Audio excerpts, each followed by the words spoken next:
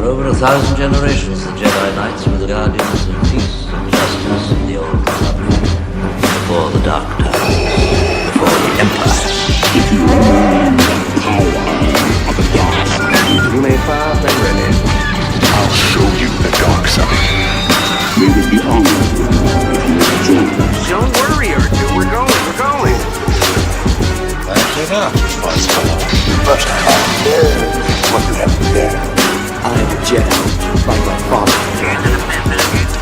Force will be with you always. Welcome back to Blah Wars.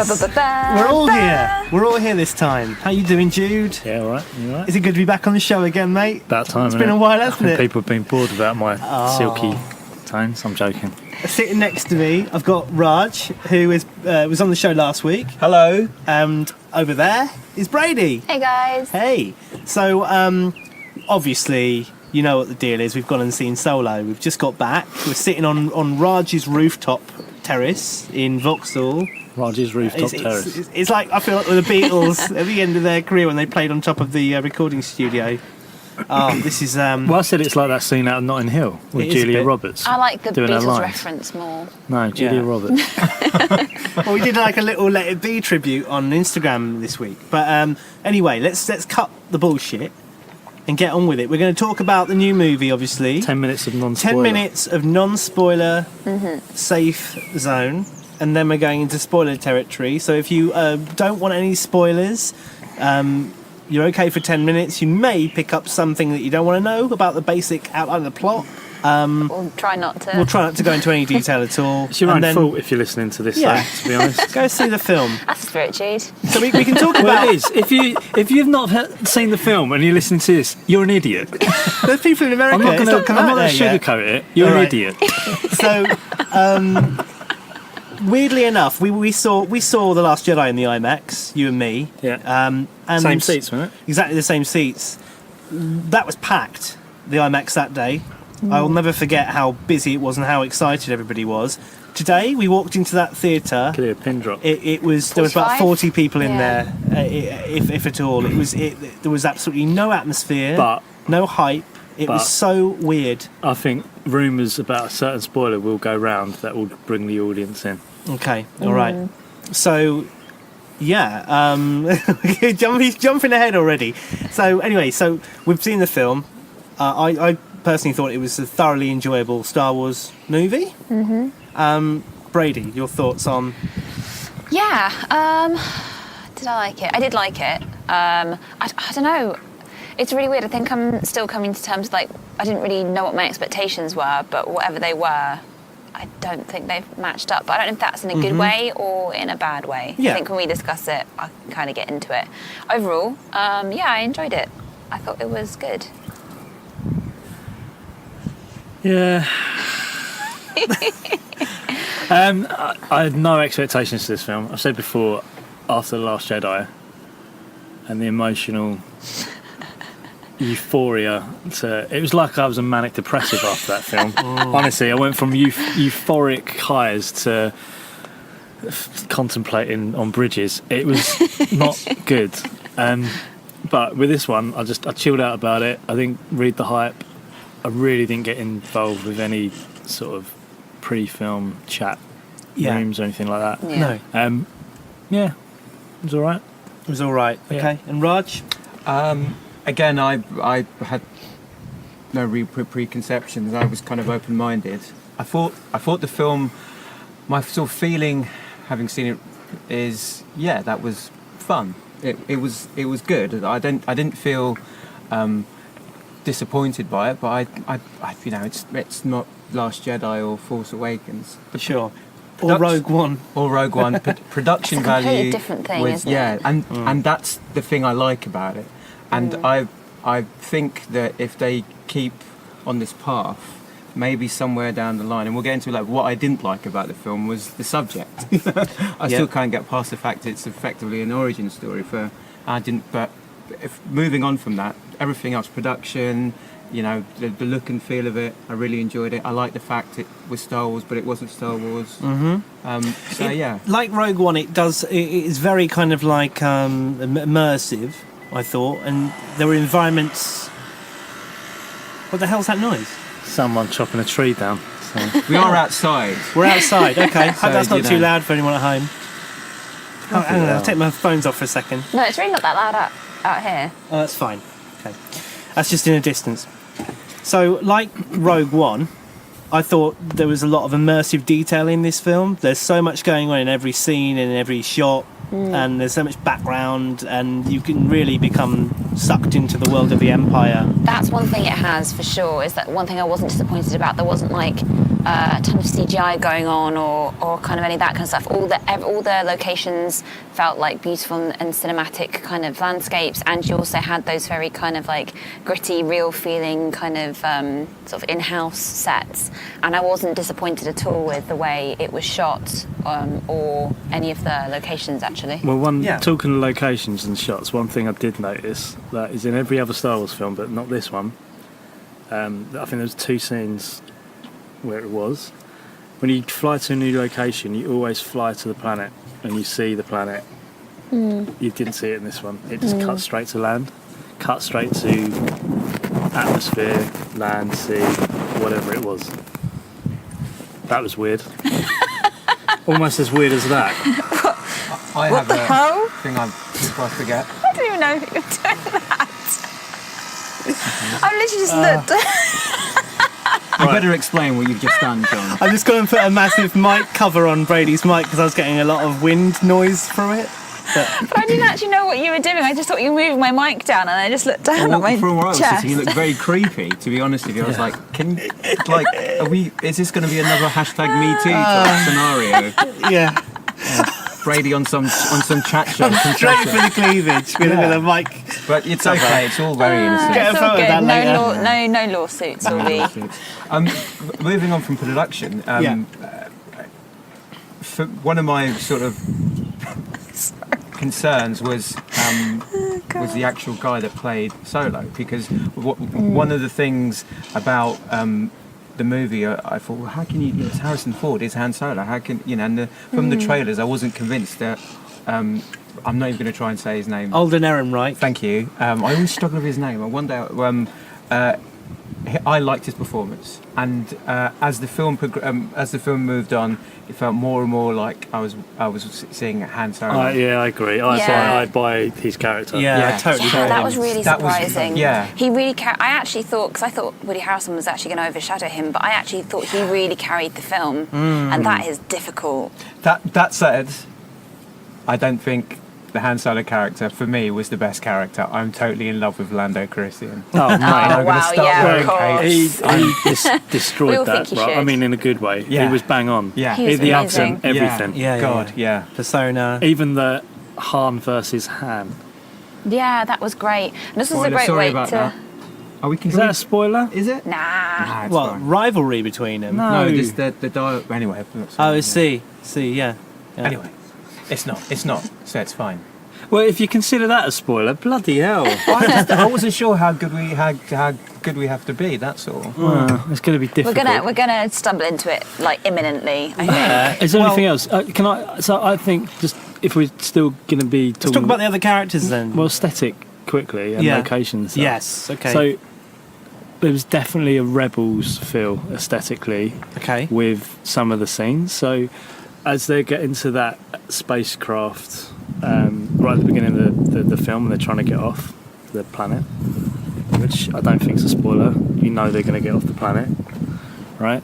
There's the Empire theme tune on a hologram, Yeah. and it's almost like these Second World War type. It's B-movie propaganda. propaganda Yeah. To join the poster. Empire, and it's actually got the Imperial March playing over the advert. That you see that in Rebels a little bit. Yeah. I'm not sure how I felt about that, seeing Okay. it in film. In real life. I have to say that scene we all saw in the trailers where you see him in war. Yeah.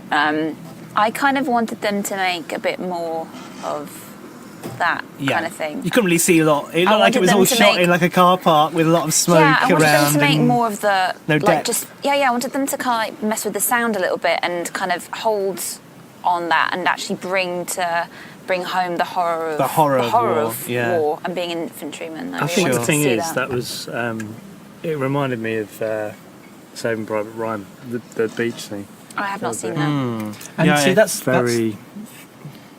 that's an interest, because for me, you know, for me, the individual parts are really great. There are performances in it that are great. It looks great. The music's great. There's little touches, little moments, but I think overall, You didn't feel it came together for you? You didn't, and I didn't like the plot. I felt there. I mean, we'll go into that, but Yeah, for the plot me, is it was very muddled. It's the plot that I had the problem with. It felt like a Yeah, Star I Wars agree. movie, and there are certain there's little bits and one-liners that I really loved, but it just didn't feel like a cohesive thing. And there was and you have this problem I find with a lot of prequels, not just Star Wars. It's for me there It's was the too problem with a lot much of films. too much coincidence and too much convenience and.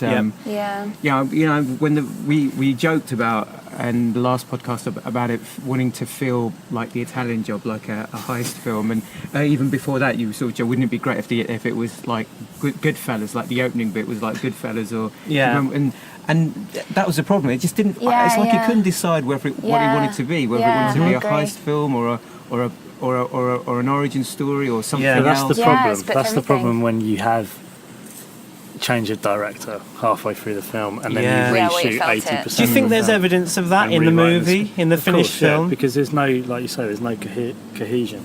There's That's like- no end goal. Yeah. Is that the director's fault, or is that a scripting I think it's storyline everything. I think fault? it's everything. I think it's from Kathy Kennedy. The Kasdans wrote the script for and this one, didn't and they? Kasdan with his son. Yeah. And I think creative differences and the director change, of course, can have a knock-on effect with the script. And it sounds like it's being managed beyond the directors. Being directed beyond the directors. I think they tried to do. It's a classic thing. They tried to do too much. They should have either focused on. Yeah, true. Should have made it a heist or just done Yeah. a... Well, you got to think a little bit broader than that, because this isn't a silo film. This is a big sort of tapestry of stories that But they I should still truly think- stand in their own right, though, as a piece of Of course, visual but storytelling. I think this is where the problem has come to. I think halfway through this film, they've probably made that executive decision somewhere behind the Iron Curtain in Disney, not Marvel, Disney, Lucasfilm, and they're saying, okay, we need to kind of strategize this because we need characters to suddenly pop up. Yeah. In other media. Yeah. Yeah. And you got totally. the guy that's in charge of Canon is probably all over this stuff, making script changes and ruining.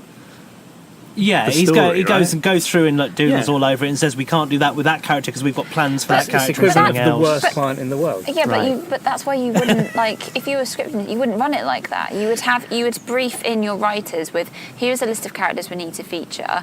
Here are the plot points we need to have because of the broader storytelling, and then you let them craft a script and a narrative around those parameters. That's like if you're intelligent, that's what you do. Yeah. But you effectively give them a brief. I mean, I think the plot holds up enough for Yeah. it to be there to be some good beats and a Yeah, it was beginning, middle, enjoyable. and end. Yeah. But I think, like you say, there's some holes, right? Yeah, I mean, on a positive thing, it was enjoyable, but I think I can imagine 8-year-olds getting into this far more than Last Jedi. Yeah, I think for this is sure. much more And that's aimed at great. that audience, and I think this goes back to what I was saying last week. Like, I think this is a very conscious decision to create a film and possibly seek subsequent sequels or spin-offs that's appealing to a slightly different market. Because it's got a different... Which is great. Yeah. And I think it's funny because you were saying, like, of all the coincidences you didn't like, but maybe they're coincidences to us because we are aware of the other films. If you were to come at this cold, or maybe not knowing as much about the other films, you maybe wouldn't pick up on stuff, or all those little details that we can pick up on. As a standalone film, do you think someone who's never seen Star Wars before will be able to sit down and enjoy this as a standalone film without needing any for backstory? sure. And I think a you young wouldn't need kid to know would really anything about accessible. it. You wouldn't need to know anything about the rest of Star Wars. I thought it was very accessible, Yeah, but I also accessible. thought the plot was very complicated because, as is the case with all heist films, if you look at anything like Ocean's 11 or the Mission Impossible movies and whatever like this, when there's a big, complicated heist, there's lots of sort of twists and turns, and I thought the plot was very, very twisty and turny. But I think that's the momentum was the problem there as well, because Yeah. they kind of like they sort of had a couple of heists happen sort of in the middle of the film, rather than have it kind of be the big like denouement. And that's what kind of threw you off in terms of pacing. Actually, seeing the sequences in the trailer, you kind of put an Yeah, order they were of the completely film in your. different. You kind of build up the order of those things in Yeah. your head, and then when I was presented with them in the final order, I just was stunned at the Yeah. choices of the way they've ordered it. So And what it didn't have that I think, sorry to interrupt, is it didn't have any of that sort of. It didn't have the same level of spirituality that I've seen in. yeah, And Yeah. it felt. yeah, It felt. I if think that's they- a good thing, though. There's yeah, a lot and of they heart brought to it. the movie. To Yeah. reference Han Solo in A New Hope, where he's slagging off this all powerful, mystical, Yeah. energy. spiritual energy thing. So I Yeah. think that's, you have to separate the Yeah. Force and the Jedi from a Solo film. Yeah. There wasn't, I mean, tell me if I'm wrong, but there wasn't any sort of mega fan service like we had in the Rogue One film. No, nowhere near so that. there wasn't like Plenty of various- Easter I eggs. liked that, though. Plenty of Yeah. little Easter eggs. There was and, one like, massive one, Yeah, massive yeah, piece of yeah, fan yeah, service. yeah. I can't wait to enough talk time's about. passed. Can we switch? Can we start being because I'm struggling Yes, we can here. Yeah. start Struggling. talking about Okay, so we should- about spoilers. All right, guys, let's go into spoiler territory now. We're going into spoiler territory. Turn the show off now if you don't want to have the film spoiled for you. 3, 2, 1. Darth Maul. It's not as exciting the second time round. We did it once, but Jude came in way too early. and completely lost it. I think maybe we should put that in as a clip now Okay. to show how excited I was. Here we go. Darth Maul, Darth Maul, Darth Maul. Darth Maul! You slacks! You slacks! I just want to say it over again! Well, he's just called Maul in this film. Darth Maul. Yeah, that is basically the payoff of this film. He'll obviously Jude is super excited about Darth Maul, but my highlight was Of your life, if anything. of my Highlight life of your was when Jude touching my left knee as Darth Maul appeared on the screen, and he got my sweet spot just sort of above my kneecap and before my thigh muscle. It was like it was the best thing ever, really. As that Cheeky little happened, leg with I was watching the screen. I'm sitting next to Bradie, who's sitting next to Raj, who's sitting next to Jude, and I could just hear. It wasn't that, it was this. It sounded like someone was cracking one out, mate. I still have no idea what that is. Neither do I. It just comes, it emanates from my mouth like a volcano. You've scared my neighbours, by the way. Yeah, because well, your they're- neighbours They're all going Oh, should be at work. Yeah. to be honest. It's, yeah. Like we should, really. That's true, yeah. I'm taking So, yes, an official holiday. Darth Just Maul my makes boss. a return from death. He's actually been. I mean, we already know he's in the cartoon shows. Or Well, whatever, it was he's Ray alive. Park, and it was It voiced was by Sam actually, Witwer. not Peter Serafinowicz, sadly. Can't And imagine him turning that role down, though. Do you want to? I don't think Why he's offered. Anything I don't think he's he's fucking offered. asked. I think Maul's now Sam Witwer's character from the Rebels and the. We got to tweet him after this and say, "How do you feel that your best Yeah, voice role has your been taken omission off you?" from the voice of Maul. I think I did not see that coming at all. Wait, hang on a minute. It's not the same Darth Maul though, it surely? is the same Yes. character, the same actor. But when is he killed in? He wasn't killed. That's the He wasn't thing. killed. He got in the brought back in cartoon the series, cartoons. they bring him Bloody back. hell. He's got no legs. He's got spider-like legs, metal spider legs. Right. Yeah, but so this He film eventually dies at the hands of Kenobi on Tatooine. we know that. Yeah. Well, but so. Not what in this we're film, by the way. This in is the, 10 in the- years prior to A New Hope, and I'd say probably 8 years prior to Darth Maul being killed. So the main plot of this that's movie. the kind of the crossover I don't understand, because what? So well, Leia and Luke haven't been born yet, have they? Or they have They're been just been probably born. what? They're probably 14. No, but Han is like 10 years older than them, isn't he? In the Yeah, the but films? once Leia So- reaches, yeah, so good point. he'll be 30, and they'll be what? 20. yeah. Legal. So yeah, I'm just trying to. Oh God, might have to draw me. You guys might have to draw me out like a timeline or something. Yeah, We're gonna it's need starting it to soon. The timeline's starting to spider out. It's And going this to is get where confusing. it's going to get confusing if you've not been a fan of Star Wars for a long time. Star Wars isn't the issue. It's all the spin-off Well, if you, stuff, I'll be honest, like if you've Rebels watched, and all the if you've- animated stuff. if you've only That's what watched, messes it around. yeah, if you've only watched Phantom Menace and all that, and you've seen Darth Maul get cut in half and suddenly appears, you're going to go, "What the hell's going on?" Yeah, true. That's a very good point. What did you think of that? Did you know that Darth Maul was alive? No, it was a complete shock to me. Okay. Did Did you think it was someone else, a similar race of some sort? I did at first. Yeah. Okay. Yeah, I did at first, but then from the shot you see the legs first. I was like, "Ooh, those are Because he robot." appears in a holographic Then- message yes. to somebody. I thought it was the Emperor. Yeah, so did I a cloaked originally. figure. I think Yeah. it was See, I wasn't supposed to. sure because I saw the metallic legs, Yeah, and I saw them too. that's what I was like. Is this Well, I wasn't sure who it was, and then it's like, all right, is it? It must be him because this would explain the I legs. expected to see Boba Fett maybe or Bosk. I thought Jabba, because I thought Greedo's not in it. I Yeah. wanted Greedo. Although there is a bit of a reference to who shot first with Yeah. Tobias Beckett. Tobias Beckett. Oh yeah. Well, now we know. Yeah. So Yeah. That was good. That was good.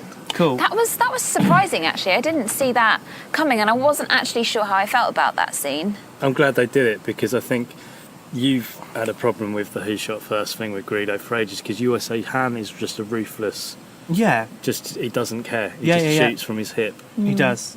His new hip. We're referring to Sorry. yeah, Alan Park's references are welcome. No, we're referring to a scene at the end where Han is on in a kind of like, I don't know, unexpectedly shoots and kills Tobias, and it's a because he gets betrayed by him as we predicted. Yeah. But as you go through the film, you think that the betrayal's less likely. You think if anyone's going to betray Han in this film, it's going to be Kira. Yeah, which she kind of does as well. She sort of does. Interesting what you said about Darth Maul, because I think that moment in the film is the one thing that non-Star Wars fans aren't going to have a clue what's going on, and that's when she's talking to this red guy with multiple horns, and they're like, who is horny red guy? Oh. And they're just like, and they'd be looking at it like, what? It's like, what? Why? Yeah. So, sorry to. But that's intrigue, right? So what's going to happen off the back of that? Is this a Wow. trilogy or is it a Darth Maul style? Actually, I don't want it to be a trilogy, to be honest. I'm happy with having seen this solo movie, but I don't feel like they need to make another two. So you think it's going to Really be a Darth don't. Maul standalone? That's going to. No, why do we need to see a whole movie about Darth Maul? Who cares apart from you? Well, probably most of the Star Wars population, unfortunately. Really, you guys care if you had get an entire I movie don't about wanna Darth see a Darth Maul? Maul but movie. of course No. that's how the marketing works, right? No, I So think they- he'll be a villain in another film, but, I mean, it but won't, be, it okay, won't be a then why drop him dedicated in? film. What's the point? Because they're setting up something else, aren't they? It's like the point. Emperor. They dropped the Emperor in But like a whatever New they Hope and set whatever. up something else. There's something coming. They've It's set not up this new standalone. organisation. They call it the Crimson Dawn. Okay. Hmm. and he's the head of it. Yes. So you've got Emphys Nest, and her gang, and they're all sort of competing. And the biggest criminal underground gang is called the Crimson Dawn. Which is weird, isn't They're it? not in the because- original films. Because Force users don't normally get involved in Yeah. that kind of thing. Yeah. I found that interesting, Yeah, how they're but- weaving He's together kind of like But the Maul- Force you know and- more about his backstory, Okay, so don't you? Maul's trying to find at this point in time. He's trying to find Sith holocrons because he's just obsessed with finding Kenobi. Right. He's obsessed with finding Kenobi and he wants to go and kill him. Oh Which shit! is So what if they we- make a Kenobi film, he's obviously going to be in Well, it. this is Oh, the well, that would time. make sense. No, I'm not sure because you see him finally hunt Kenobi down on Tatooine Yeah. in Rebels season 3. Which is where we know Han's going from this Yeah. film, so And- that'd be a reason for him to guest. And, well, you see Kenobi kill Maul.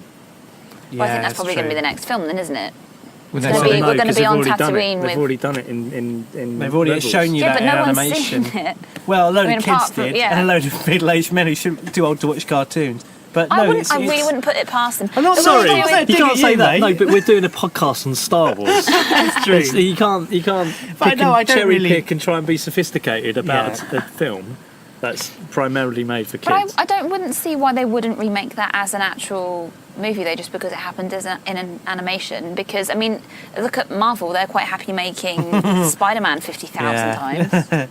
It's well, true. yeah, but that was because of Sony owning the rights, and Marvel had to buy it back and to then bring him rebuild back it. into Avengers. Yeah. That's what it's ridiculous, and it's the same with Batman.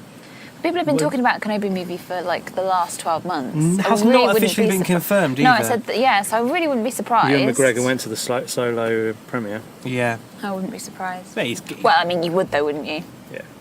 you Well, get yeah. If you're invited. invited, you'd go. The film, it does lend itself to there being some kind of sequel. If it's not directly a solo sequel, It's it will got to have be a hot film. it will have some sort of DNA connected to this movie. I think Yeah.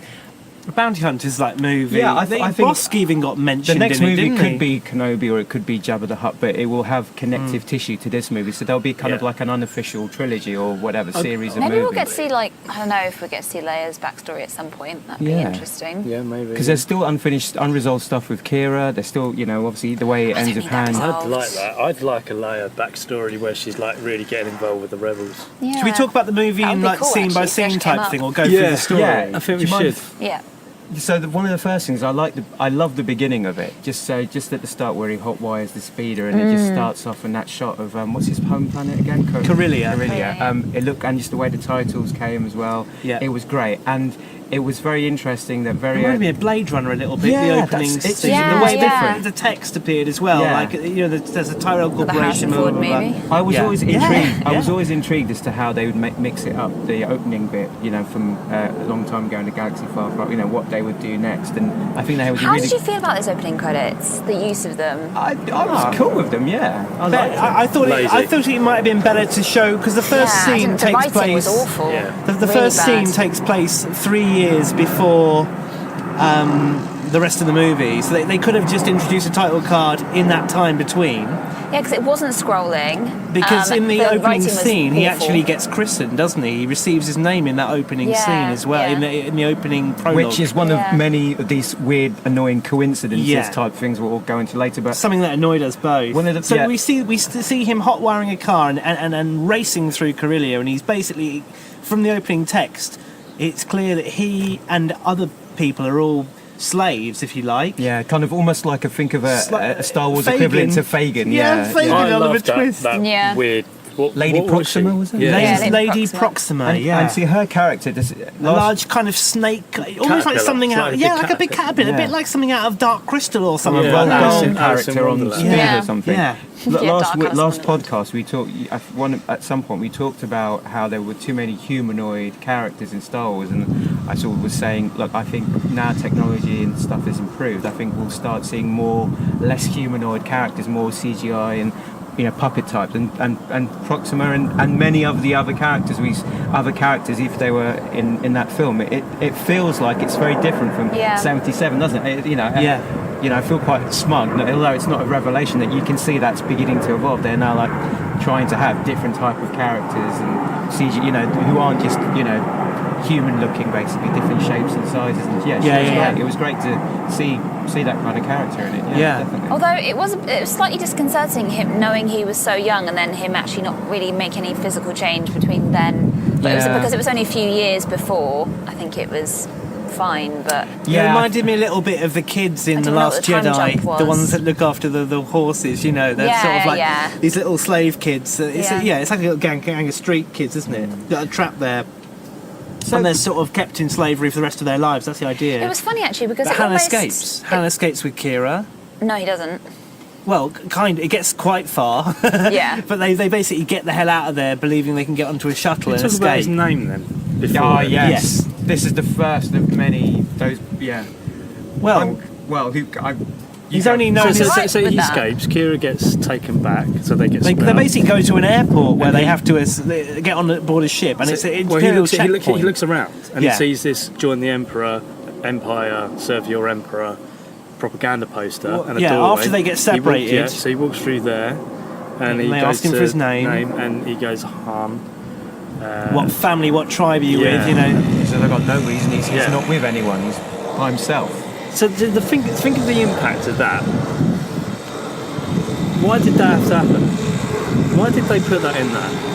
Because Star Wars are obsessed with origins, where they are a bit obsessed with like where you came from. The family is a huge thing in Star Wars, Ben whether you've got Solo. one or whether you haven't. The whole concept of family is massive, and even not having a family is massive in Star Wars. So actually, giving him a family name that means he's by himself in Star Wars is a big deal. It's not just. See, I would have gone down the Godfather 2 route. So like when Vito Andolini arrives in New York, he calls himself Corleone, like that's the hometown he's from. So they should have called him Carillia. Oh, that's a great Like, idea. I don't know. Yeah. I know what you're saying, Brady, and There's something interesting though about the Empire almost naming him as a man aside, like because that's effectively what happens to him because of the world that he lives in, because of the Empire and stuff. He has to have effectively maybe a it lonely just wasn't existence. acted. Maybe the way it was acted out wasn't quite. Maybe the guy who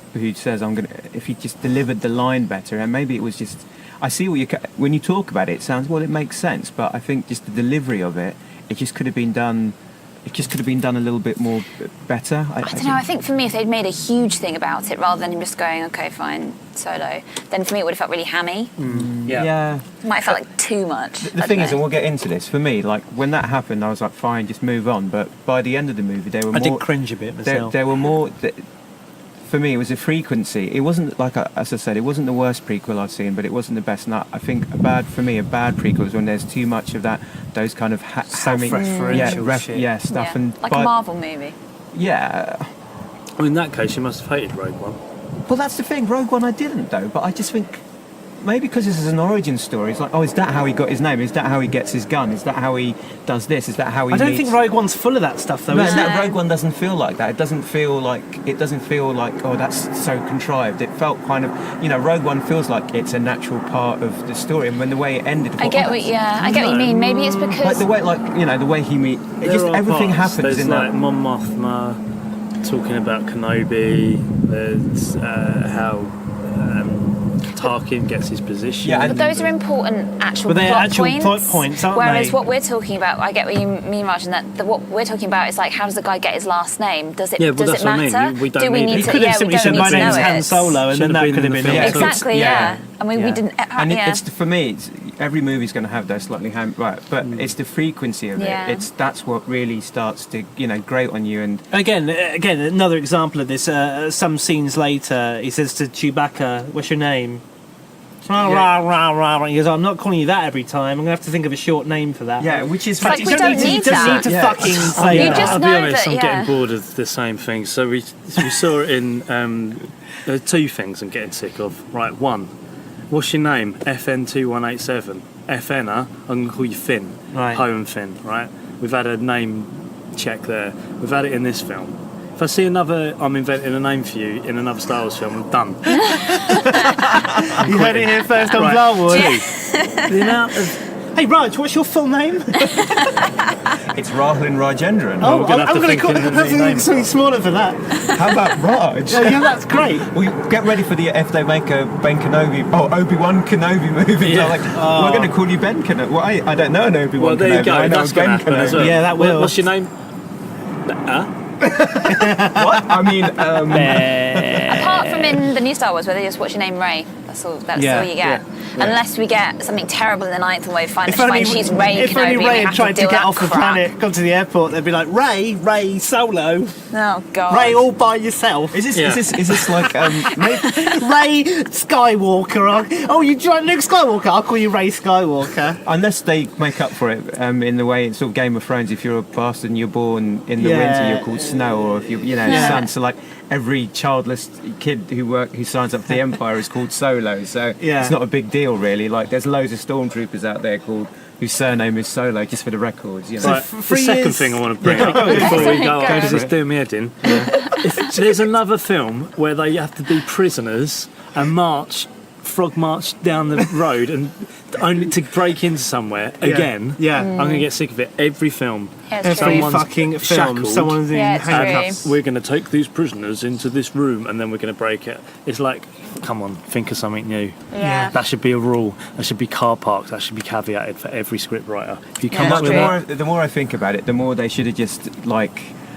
done a straight heist movie, and we'd have met Han Solo, not when he was Yeah. young, but like he's just beginning. He's Yeah. already been hanging around Well, Beckett for a the few whole years. purpose but of that it's just- first scene is to set up this young man, this young girl. They're in love. They're trapped. He's escaped. He vows to come back and find her.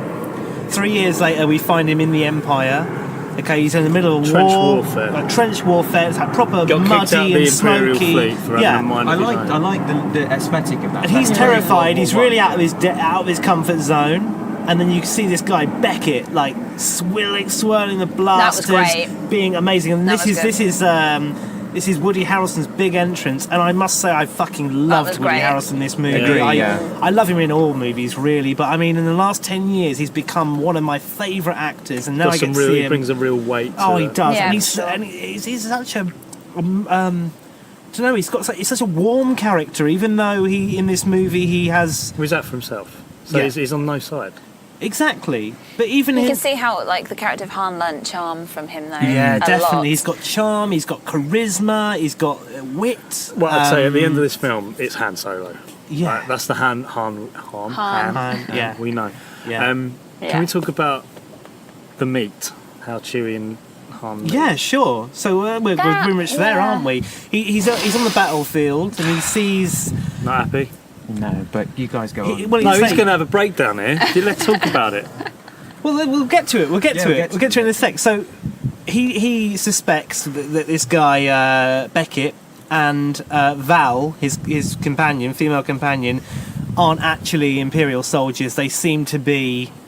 There's another guy called Rio as well, who's all masked and everything, and he says he's seen Rio's got like 2 extra arms, and they keep pulling his trousers up.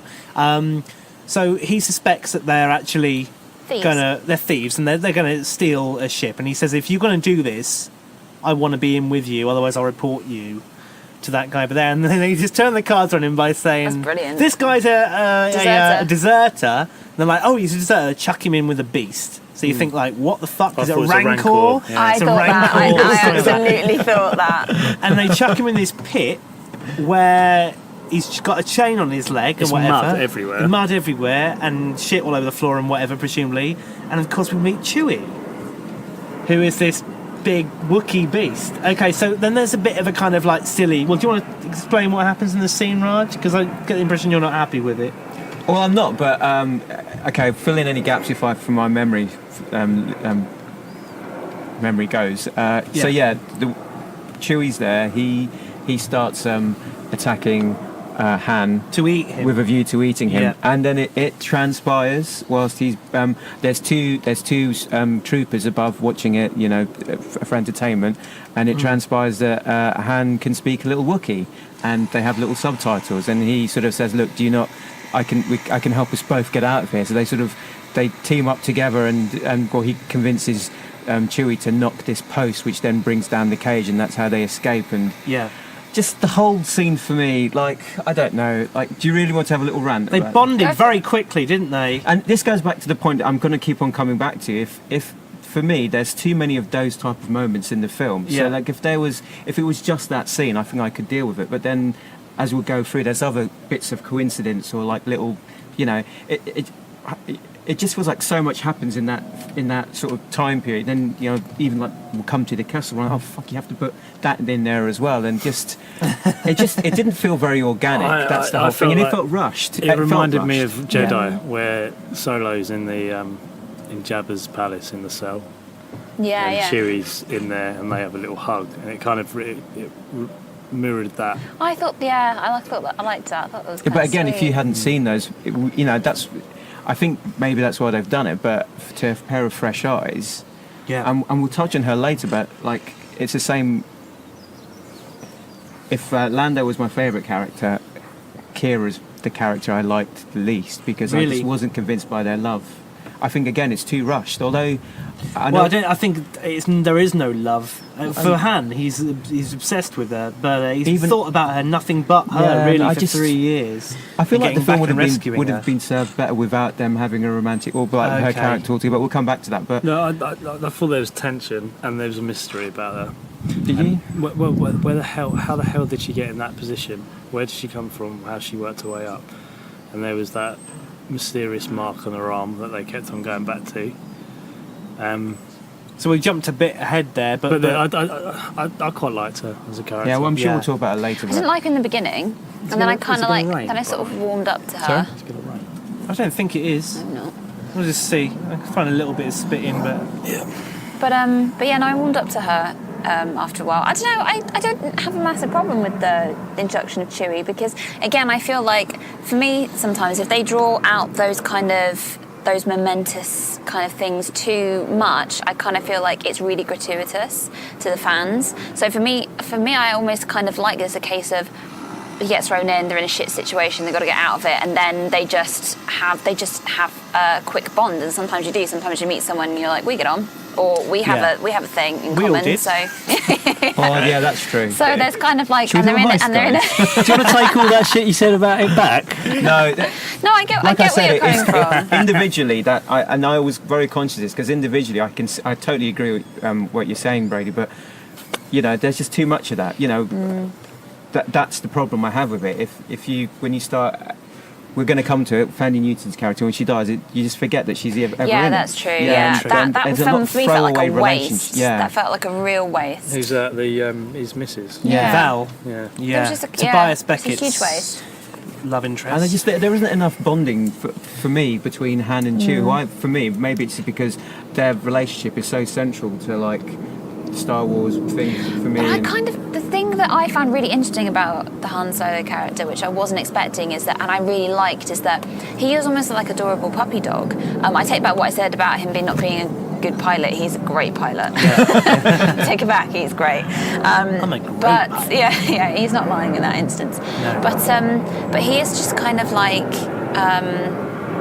he is this sort of weirdly kind of optimistic, everything's going to turn out all right, I've got a good feeling about this. He's flying by the seat of his pants, but I liked that. But you know, he's It was a he's flip kind of of the line. adorable. It was a flip There of is an the line. adorableness about him, and so I can imagine people warming to him really quickly because I did watching the character on the screen. Yeah. I warmed He to was him good, almost yeah. instantly, and I'm like, so for me it didn't feel so weird. The other characters reacted quite warmly, or kind of like almost like when you want to ruffle his hair kind of thing. That's a good But I point. liked the difference between, and then when I thought to the character Harrison Ford plays in the later movies, it reminded me actually of what happens, and I actually thought, for me, this film makes what happens to the character of Luke more believable. Because if you think back to this boy, and he becomes someone who's like, I'm out for myself, there's me and Yeah. Chewie in this ship and there's no one else. Yeah. And you start off with that kid who kind of desperately wants to make some kind of family unit, and over time his trust just gets completely eroded by everyone apart from Chewie and his ship. Yeah. And then he ends up actually really quite jaded until he finally allows himself to fall in love again, and then he still even screws that up really and doesn't really get the family setup that he wanted. Yeah. I can understand that kind of character journey, and it actually made me look at what happens to Luke when he starts off as that kid and ends up that bitter old man. It made that more believable for me. Yeah. Because you see that happen to Han, I guess, in a way. You do. I do agree with what you're saying. I just felt like it would have been better if that had been shown over a few movies or a longer period of time. Because if you think about it, from when he first I don't think he's completely jaded at the end of this movie. He's still a kind of an optimistic kid. It's just made, but when I think of the Han character now in the older films, I can see how he got to that point. Yeah. I would have just liked what it was almost like I could have taken that movie and I could have stretched it over 2 movies or even 3. Like I would like to have spent more focusing on him as a kid, and then like how did he become such a great pilot, and what does he do, and how does he get kicked out of the academy? It's like almost a throwaway line, like when he says I got kicked out of the academy for having an opinion. And it's like, sorry, plane. I live not well. It's on They sound solo. It is. It's movie sound effects. Doing the Thames I live run. quite close to the Unless it's Thames, from and passing. is it East London Airport's not far away, so Yeah. you might hear the odd plane. But but Might hear. You I'm will hearing hear. nothing but in Yeah. these headphones. It's all right. It's all right. It gives. I mean, I'm going to We're keep. outdoors for fuck's sake in Yeah, London. yeah, What do you exactly. expect? It's summertime, so we It's, should make the we're most having of a it. light. It's a 22-degree day. We're outside. Yeah. So what? You know. It's great. Dryden Voss. Can we talk about Dryden Voss, please? Yeah. The villain of this movie. Scratch face, man. Yeah. Now, Every fucking time he hell, got the first time angrier, you see his him. scars got redder. That's and what I he's thought. Yeah. The first time you see him, literally the first shot is him. Sorry. Oh, he's in a meeting with the Governor. Regional governor. which Tarkin Wow, mentions. much of a meeting. Yeah, and it's literally him stabbing him in the chest and dragging the knife back out. I thought it was what an intro When- to when an utter bastard. This guy is fucking evil. What's he got? A little lightsaber dagger. He's got like a It's like a curvy double knife, isn't it? Like he's got two of them, and they've got little like lightsabery Definitely a blades. saber dagger for sure. Yeah, he collects It's antiques. definitely got He's kyber crystals in there, maybe. Yeah, 100%. His room, his office, and whatever it is, it's got like Mandalorian armor, like ancient Mandalorian armor and stuff, and all these artifacts from around the universe, like swords and things. And you know, he's a complete bastard. He just, the moment you meet him, you just know this guy is evil. He's sick. There's some sort of sexual partnership as well between him and Kira. I think that's alluded It's to. more of a sexual tyranny, I think. Yeah, tyranny. It's definitely He's not. very, very I'm not even sure patronising and if threatening. they've ever had a thing, but there's definitely. I reckon she's his like girlfriend, whether he likes it or not. Mistress. Very polite way of putting it. Not girlfriend, but she's literally Slave. owned by him. I think he does whatever he wants with her, and she is loyal to him. Absolutely will die Well, apart for him. from apart from when she the end, kills Apart him. from where she kills him, yeah, shoves a up sword to in a his chest. degree. To a degree. I liked that character. What's his name again? His name is Dryden Voss. Dryden Voss. I'm terrible with the names. And He was good. Paul Great Bettany, performance yeah? by Bettany. Yeah, great. Wow, performance, yeah. he was the villain I've been waiting for in a Star Wars film. He wasn't a villain you can like. He wasn't like one you can cheer No. for. He was an utter bastard. But he had this charm about him, though, he was didn't entertaining. Yeah, he was charming. fucking evil. Yeah. Though. He Yeah. was. It was very well acted, but at no point did I like him or feel charmed by him. No, He had a dangerous He's like a snake, kind of. isn't he? Yeah, He's he had like a a fucking dangerous charm. snake. You're like, any second this guy is going to stab Oh you in the yeah, chest. that's quite appealing though for me. Yeah, We had no empathy with anyone. He was like just totally out for himself. yeah, More than Solo Yeah, he's a or psychopath. Beckett or anyone. yeah. 100% psychopath. And he enjoyed playing The game. the twat, Yeah, yeah. the cockney. You don't often see, you hear about gangsters in the Star Wars universe like Jabba and stuff, but he's a proper gangster. He's Yeah, a he sophisticated. Yeah. He's not a slob like Jabba. Yeah. He's a sophisticated. He could art he's like collector. he could be from the Corleone family. Way in more another menacing than universe. Jabba the Hutt. Yeah, the definitely. second you see him, you just know that you're dealing with like the equivalent of. He was a Bond villain in a Star Wars. Yeah. Totally, Yeah. man. That's exactly Yeah, the right. exactly. Yeah, one of the classy kind of Bond villains, the ones that are Yeah. ruthless, like And a drug really lord. terrifying. Yeah, he's like a cartel boss, really, isn't Yeah. he? It's really interesting that they alluded to that in this movie as well. The kind of the threat of like slavery or whatever over people. Oh, that's a loud one. It's a fly. It's got propeller. Oh, fucking propeller plane. Coming at you this week from an airport. I'm trying on to the get the fucking flying runway. angle. That would be great, wouldn't it? If Netflix got commissioned to do some sort of Star Wars show that was like Star Wars meets Narcos, like. Well, we were saying if they did like Wow. an Empire one, or like or like it would just be great, Anyway, but yeah. criminal one, that'd be great. I kind of feel like I'd like to have less aliens in it. These scenes, we keep having this habit of. So when the prequels came out, everyone complained there's not enough puppets and these aliens and stuff. Yeah. Oh, make it Now like- it's puppets It's too galore. much. I feel like it's too much. Every time you have an opening scene, Too many non-humanoid Maz aliens. Kanata's Can't keep castle. people happy. Exactly. Yeah. Lando's gambling room, Yeah. the Canto Bight. There's Yeah. just panning shots of different species. The Kessel we as get it, well. we The get it. Kessel We- corridors. There's lots of species in Star Wars. I want to see some species I know now. Yeah. I want to see some flipping Rhodians. You saw one or two Yeah, in it's this true. film. Nice to see some I you want to see know. green Greedo. It is, Yeah. things I know. Yeah. Speaking of non-humanoid things, so you guys both had your rants. My rant would be I hated the droid. I hated the droid. L3. Hate it. Yeah, hate it. She was like a female you. Well, you are female, but she Gee. was like you as a robot. She was like you as a robot. She even sounded like Brilliant. you. That's rubbish. Did you not think it was you? No, but I thanks, don't agree John. with that. She didn't. I don't. You hate yourself. I'm just apparently. winding you up. I'm just winding you up. It's Don't we fine. all Freudian? Brady, so you're not female then? That's, we'll talk about this later. Yeah. Well, Different podcast, I different think. podcast, yeah. That's a But different show. but no, I like. It's going to sound weird, but I don't mind it when droids are kind of like. I like droids to kind of be droids. I know that they pick up things from humans. I like it when you see a droid that's picked up stuff from humans, but Yeah. I wasn't a massive fan of because for me it just changed that character, that type of character, that type of kind of entity. And I kind of felt like they literally just funneled all the gags into that machine. Yeah. They'd funneled it. So you've got a very everything compassionate through. robot who cares about droid rights, like above everything else. And she's Like, how can we get some kind of like political message in? Oh, and we need to get some gags in as well. Oh, I know what we'll do. We'll wrap it all up in one really robot. kind of slightly obnoxious droid. You've never seen a droid like her before. No, like, and I with don't that want much. to see any more, to be perfectly Too much honest. sass. Yeah, way too It wasn't sassy. that, it was too human. That's the thing. It was like, I get this whole, and she's talking about being sentient, and I get that Yeah, they're trying I to don't like make that. a kind of It's too much of a some kind of political, political, kind of statement. conversation about, when machines start being more like humans. We've actually got 2 planes above us in opposite directions, what the hell? I think you're Fucking absolutely hell. right. That whole free the droid thing, the bloody droids. They're made by. That's like my mobile phone. It's a bit droidist. don't My you think? mobile I know what phone's it going is. off, and it's saying, "Oh, let me go. I don't want to live in your pocket anymore." No. I like it You're when I'm getting turned off. surprised that I'm empathising with an inanimate object. I like that. I think that's clever cinema, Yeah.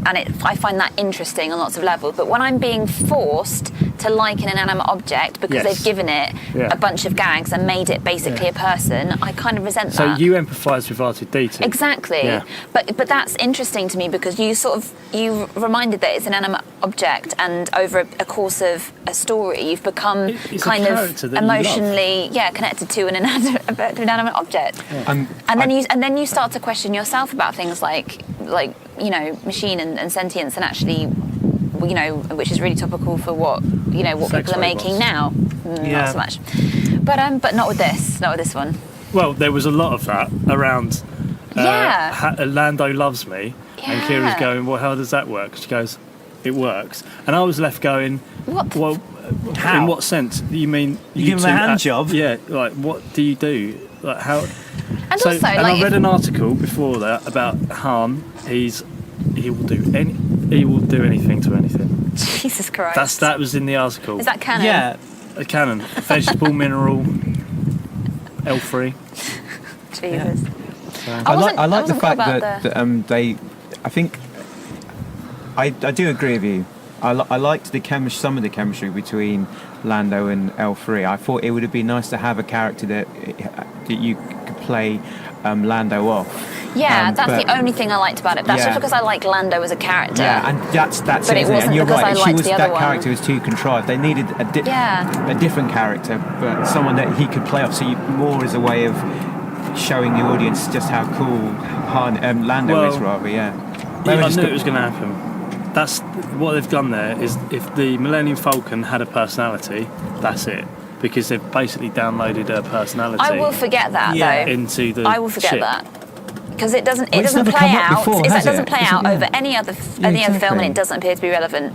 So Again, okay, apart fine. from maybe in like Empire Strikes Back where they look at a nav computer and it suggests going to I feel Lando. like- Good point. That's a good point. yeah, That's a yeah, good yeah. connection. Yeah, and it's Yeah. almost like Han's forgotten all about him ever since Do you then. That's think? interesting, Do you yeah. think that's the last time they met? I think they meet each other again. Yeah, because he basically. Can we talk about that card game at the end? I called it. I called that. Yeah. I said that he would lose Well, when to him when- originally, but he would win it in the same way that Lando got hold of it. But he would consider it fair because he used the same methods that Lando did. Yeah, so Lando has this kind of little device on his wrist which sort of pushes cards out into his palm. Which is really old school. Yeah. I mean, like, for a galaxy Literally, far, trick far up your away. sleeve. Come on, it's literally a magician trick. Yeah. But a crap one.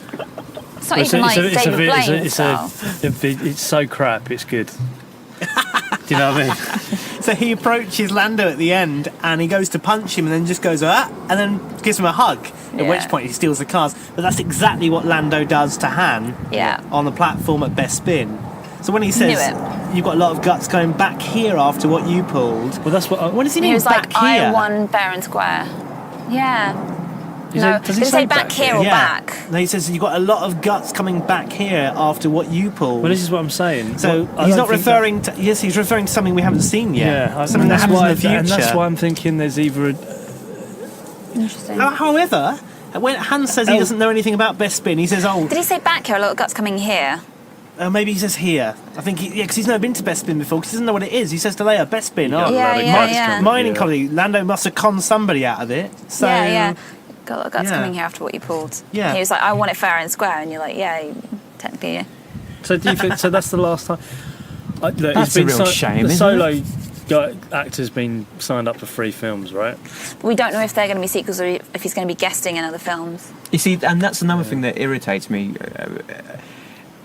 Do you know what this movie's like for me? It's like cordial, orange cordial. I like orange cordial, right? I like putting cordial in, This is adding a bit interesting. of water and drinking it, and it's really refreshing.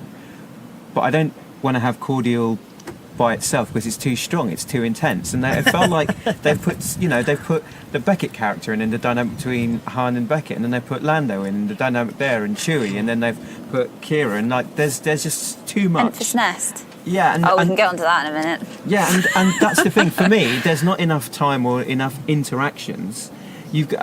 For me anyway, to really feel like there's a real connection and there's a real bonding between.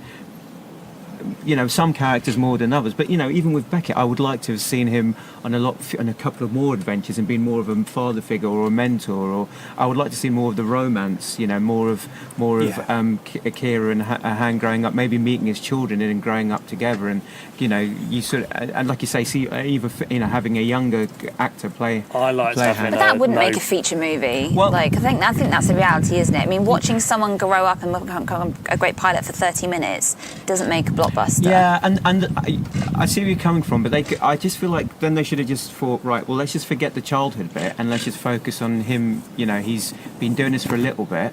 Like almost take one of those parts of the film and if you'd seen no origin story around Han, how would you have felt? If they'd taken all the origin stuff out and literally just gone, he's a new criminal and he's on his first heist, how would you felt about that? I wouldn't have minded, but the only thing that opening scene is there is to show him why he's Yeah. done what he's done. I mean, He was I'm given no not choice. naive. I know No, I'm what- just curious, I like, know- how would you I know feel why about it? they decide to do this, but I just think there's very few prequels in any sort of movie franchise that I think have added value to that franchise. But to your point, you were saying this isn't a prequel, and I think that's interesting. No, It's something it was else. Jude who said it wasn't a prequel. I think it's a sequel of the prequels Oh, Jesus. and a know prequel what of that the means. sequels. Well, if you What does that think of a good name to mean? describe that, a sidequel, nequel. I don't know, a nequel. Sidequel. Yeah, it's coming in from the edge. An edge call. If they really had a plan, and I'm sure they have, I would have pitched it to the guys. Look, I want to do a movie where it's a heist film, and then I want to do a movie where we could cover the Kessel Run and the fact that so many integral parts of his life. Yeah, they'd just kind of shoehorn it into one film. Yeah, and all the best, a lot of the good characters, whether it's in Star Wars or any other things, it's those moments that you define someone. They happen over a series of films or books. You guys, man. Apart from the original Star Wars movies, you know what I mean? It's like he drops I made the Kessel Run in 12 parsecs. None of us have a clue what that means. And that's part they of just that. drop it in. That makes it Yeah. appealing, in the same way. But then in any other films, you didn't. I don't know if people then felt like You are given a you lot of have to then techno babble go in Star Wars. You don't and- have to explain it. We just take it at face value. And watching a science fiction film, we're going to hear things we're not familiar with. Well, Yeah. 12 parsecs sounds like it didn't actually happen. And the other thing about Yeah. that is that it didn't happen because he hyperspaced his way out of it right at the end. So it doesn't make any bloody sense. Well, this is it. When Still you don't start get that, revealing yeah. things, now it's kind of ruined the Kessel Run mythology around Kessel it. Run was crap for me.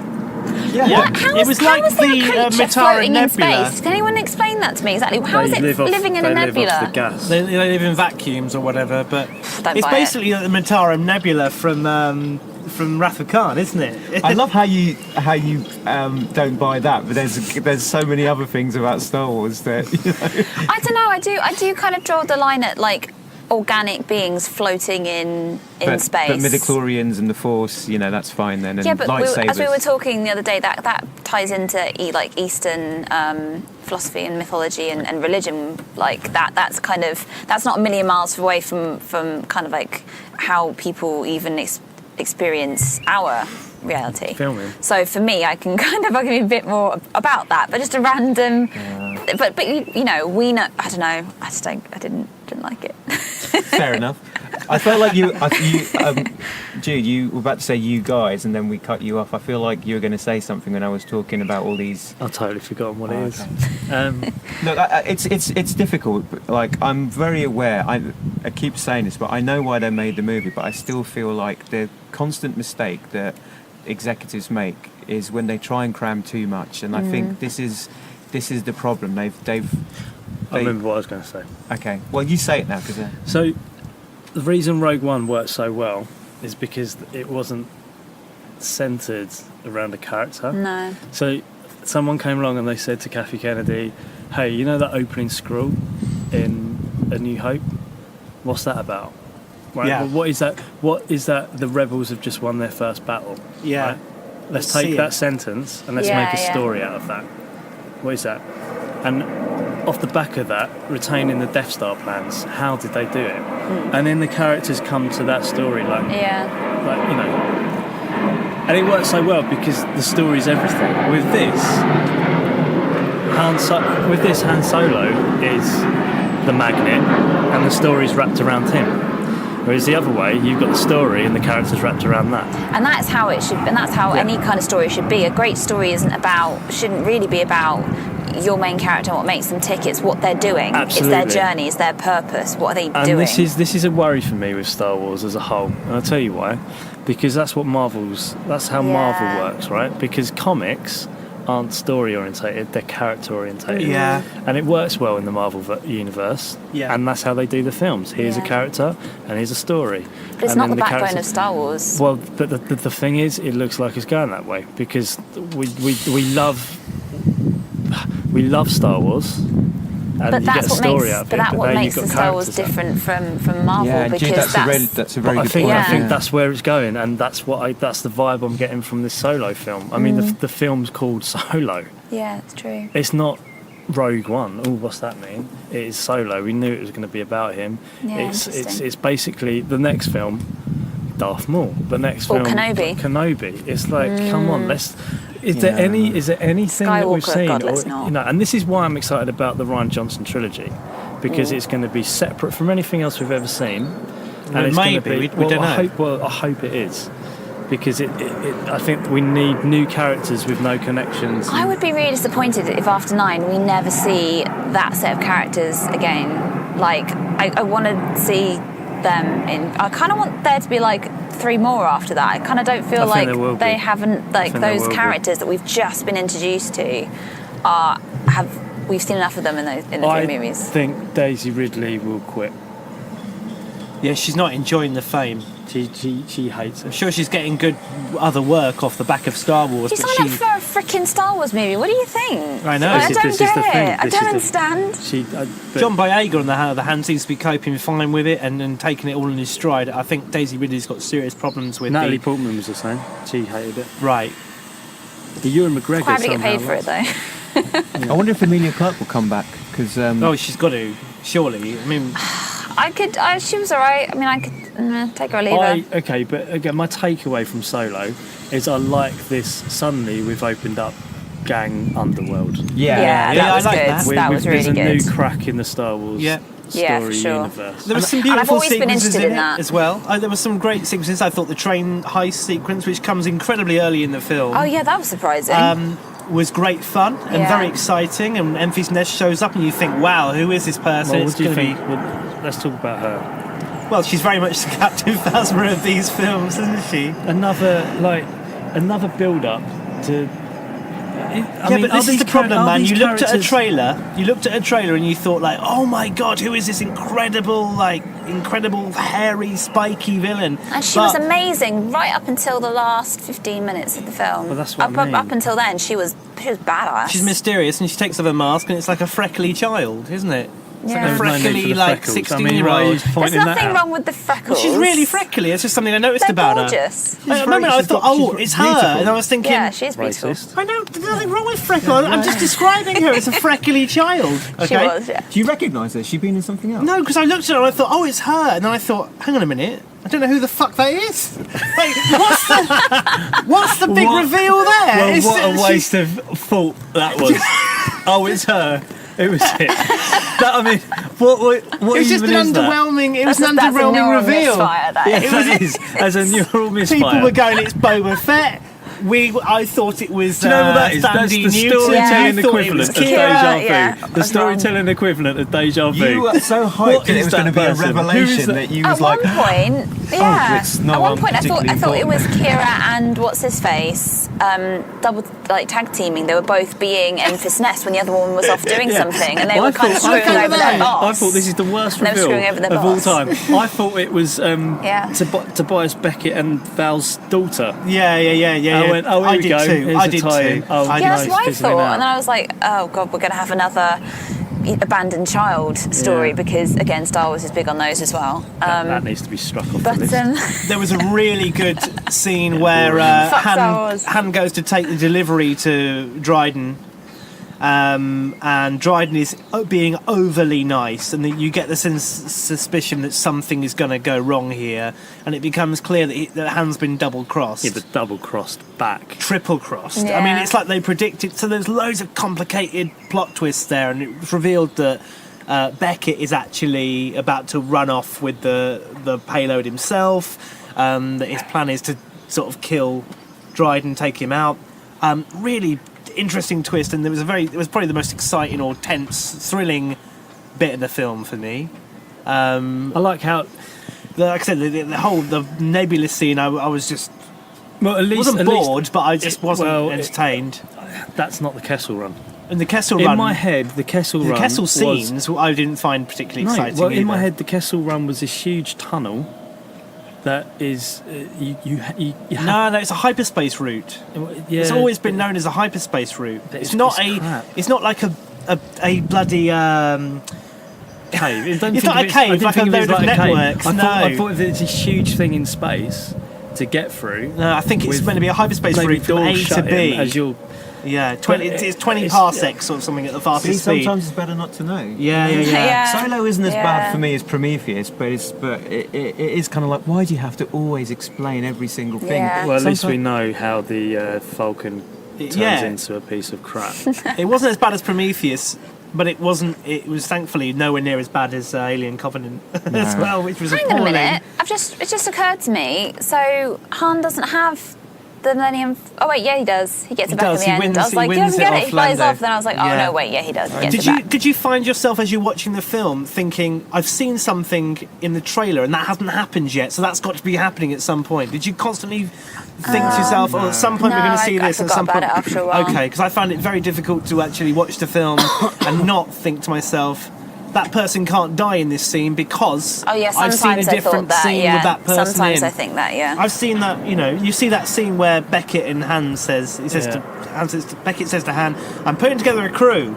And it's like, well, that scene hasn't happened yet. It must still happen near the end of the he was movie. talking about Jabba. Yes, of course. Yeah. Big shot gangster. Yeah. Putting together a crew. He's talking about...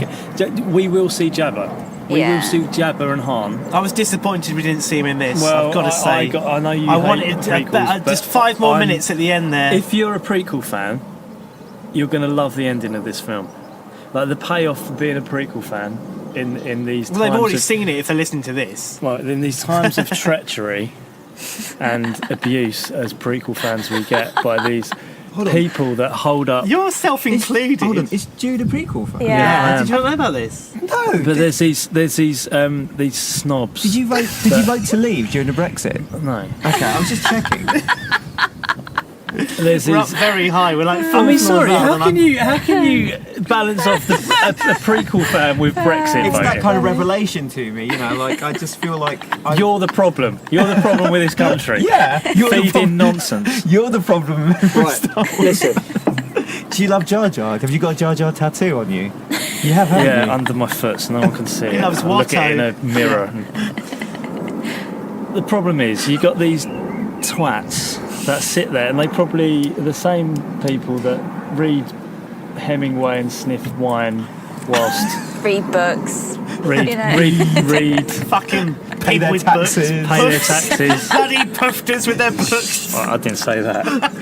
You've got some liberal people I've who might lost not my- understand the context. I've got That's okay, Brady. Pop No, it what back up.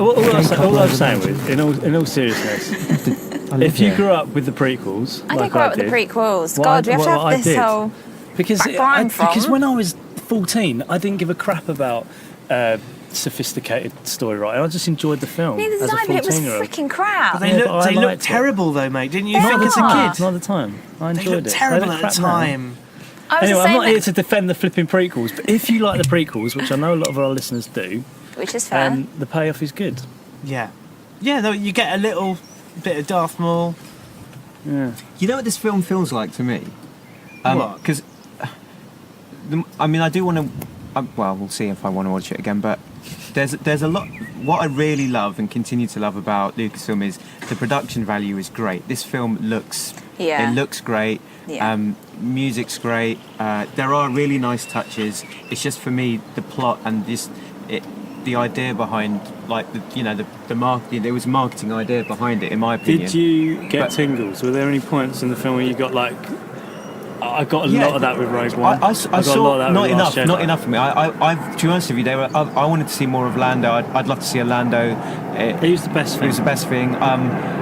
I know. Is it? What they call the infant net? No, the Enfys Nest. Enfys Nest. Thank you. I like them. I think it's not. I was more interested in them than I was with say Kira and I like the Crimson Dawn thing. That's why I'm a bit gutted that they killed off Paul Bettany's character. I would have liked to see more of him. There was the things that I didn't think I'd be interested in were the things I'd like to see more of. But this film, and I know it's probably a bad analogy, but you know when you have like a really favourite band or artist and they've like had one or two albums out and then they decide that we want to experiment a little bit and they make that third album and you don't, as a fan you watch it and you kind of amongst certain people you kind of defend it, but amongst other King friends, of Limbs, basically. which Radiohead King of well, Limbs. yeah, but for those creative, for that band or artist, it's them trying to open up a new avenue, and then it's the next album and the album after that where they evolve their sound and stuff. And if any good can come out of Solo, if we can see more of that, like you say, the underworld element, if we can see more of Crimson Dawn and Enfys Nest and that branch of it, I would like to. Good point. The thing that I'm really happy with coming out of this film is I've got more questions off the back of it. It's like a that's a launch good pad thing. of me going, oh, look, And obviously you want to see more. What's this so- character going to go Yeah. on to? Yeah. What's this what's Kira going to do? Darth Maul. Where's he come from? What's he doing? What's his whole, what's the point of bringing him back? I just wouldn't necessarily package this next movie as, and I think you've really, that's a really good point you make about even if it's got connective tissue to this film, I don't want it to be called Jabba the Hutt or Kenobi or Boba Fett. I think they should just give it a name that, and then Just like Outer Underworld. Rim or something, or Yeah. Underworld, I don't know, or something like even if and mark it as a Star Wars film and say it's got this character in it that you recognise and this character. I loved it when they referred to Tatooine. Yeah, that was nice. great. That was great. See, that's a I'm nice way. disappointed we didn't see it again, though. Well, hopefully, and that's how you. But you need to put the plot front and centre, and less about don't go and watch it for this character, because I think that was my. It still doesn't. Although I think we all agree that the actor who plays Han Solo is good in it, and He I did like a really good job. Yeah. I have to hands say down, that was a hands down. hard job, It didn't and he still, did a for really me, good. it didn't feel like a really good Han. work. It didn't feel like a Han. I don't know. I didn't feel like he was front and centre of it in the way I was expecting it to be. I don't know. I just feel the film didn't have any real structure or vision to it. I don't know. Not enough of an origin story for me, and not enough of a anything else. heist movie, I yeah. think they should have focused. I think they should have made it more of a heist film and sort of maybe dropped in Easter eggs about his origin as they went. I think narratively that would have worked a bit better. About the Enfys Nest thing, I loved the idea of having like a big bad, really evil, I don't give a shit kind of pirate queen, and then when she was unmasked as like a kid, I just felt like I was being introduced to the rebellion again. It's like I got it in A New Hope, I got it in Rogue One, I get it in this, I get it. Is it a different rebellion? I No, don't it wasn't. know. It was just a rebellion against the Crimson Dawn. 'Cause I'm sure- not as in the rebellion, because that's already been formed. But they just keep saying it over and over and over again. I'm just like, let it go. It's also they had to say that to him because they're trying to say that one day you'll probably want to join not necessarily our rebellion, but a rebellion, That or was just not join us. unnecessary. Saw some, you know? characters that are on. They may as well fucking said, "Oh, if a princess was in trouble, would you go and rescue her?" And he'd go, Yeah, exactly. "Absolutely not." Exactly, yeah. Exactly. I always forget his name. The guy in Rogue One, the Uber rebel guy. Cassian Andor. No, the Forrest Whitaker's character. yeah. Oh, sorry, Saw Gerrera. I saw some characters that have got affiliation with Saw Gerrera in Rogue One. Right. So there's starting to get some. Don't you rebel mean crossover. Solo? In Solo and Rogue One, right? Right. So if you look, there's the guy with that captures the pilot. Oh yeah, sorry, right. The two hoses guy. Yeah. I got you. So the guy that catches the pilot. Yeah. On. Talking to the pilot. Yeah. I'm in East London on Saturday. Yeah. Nipping to a bar for a little drink and smoothie and whatever. We're sat in there. It's about lunchtime, and Emma goes to the loo. I'm sitting near the loos, just waiting for her to sort of come back out and whatever, and we're going to head off. In walks Riz Ahmed. Really? Straight amazing. up, straight past me into the loo. Yeah. So I got You saw went his into face. followed him in. No. I thought I'm not going to follow him in. No, Saw his face and everything. You know, Riz Ahmed all by himself. So I'm thinking, right, okay, I'm just going to sit here. He's going to come out the loo in a minute. I'll say hi, Riz. You know, can I have a chit chat with you, type thing. Oh, any chance of a selfie or whatever? And he came out. But he had his sunglasses on and everything. I thought, oh no, he's gone all kind of cagey. Because I think he caught me looking at him. So he walked straight out, and I thought, I'm not going to chase him. But I saw Riz Ahmed. Is he Don't handsome? chase him I down imagine the street. handsome. He's very handsome. He's got a little bald spot at the back of his head. Just a little. That's the one thing I did notice about him. What's wrong with that? There's nothing wrong with that. Nothing. Just Is he tall? no. He's about the same height as Jude or me. Yeah, not very tall. But Handsome, You yeah. and Jude aren't the same Handsome height. guy. Very handsome guy. Dresses well. Yeah, I've just kind of glazed over that, but you know, Yeah. you're not the same height as Jude, by the way. Oh, am I not? I don't think. Are we not the same Why? height? You We'll have to- taller we'll or have to- shorter? I'm a bit taller. I than think We'll you have might to be. stand you up and Yeah. check after the podcast. It's not a big deal though. Yeah, it's not. I've never noticed. I thought I was I genuinely, I'm like 85-90% sure I was sat in a cafe and with Idris Elba like last week after yeah. the royal wedding in East London. Oh, right. Yeah, I could have sworn like he was, and I was sat here and he was about a metre away from me, had big dark glasses on, and I didn't realise initially Who was because it, I sorry? was Idris Elba. Oh yeah. And I was reading my book, but then I heard this voice, and I was like, hang on a minute. And I turned around, and there's this incredibly attractive man with big dark glasses on, talking to his dad, actually on the phone. And I was like, it's got to be him. It's got to be. And then he took his sunglasses off, and I was like 85% sure it was him. Wow. Yeah, you can see him a lot around the Richmond area. Because he was If you go DJing down there. at the wedding. Yeah, Is he? yeah. Fucking joking. No, he really? was, yeah. Oh, God. Yeah, anyway. Is there anything else we need to say about this? Yeah, one? we do. We need to rate it. Ooh. We've there's got to things give it that a score out of 10. I don't know if I'm ready to rate it. We've all got to give it a score out of 10 after the first showing, I'm afraid. So, Okay, can we all say what our favourite bit was first? yeah, go for it. Starting with you, Bradie. Oh God, I hadn't actually thought about it. Just an idea that popped into my head. I know what my favourite bit is. Okay, you Okay, start. go for it, Raj. It's when Lando is doing a little memoir thing about the Caribbean Caribbean Chronicles. Chronicles. Yeah, just that little bit I thought was. I don't know. That's hilarious. Yeah. Yeah, that was I really thought Donald Glover nailed it. I And, quite liked seeing him move and the recording device capture the hologram and move at the same time. I really like that. Yeah, Yeah, that was really cool. that was my favourite. Okay. Jude? Obviously, you know what yours is. I guess your Darth Maul reveal, Yeah. probably your favourite bit of the movie. I love yeah. that. Mainly because of the intrigue. Yeah. Like, what the hell's he doing there? I've got to say, I'm struggling to come up with a favourite bit. There was a couple of moments I really enjoyed. I think maybe the heist sort of handover scene was probably the most enjoyable bit of the film for me. Do you know what I liked? Double crossing and all that. I Just a I massive did like the snogs. card game. I just liked the massive snogs. That time we had some kissing back Yeah, in it's Star quite a bit Wars. of kissing. That's a good and it's point, very actually. It's been very Empire void of Strikes sex. esque, isn't it?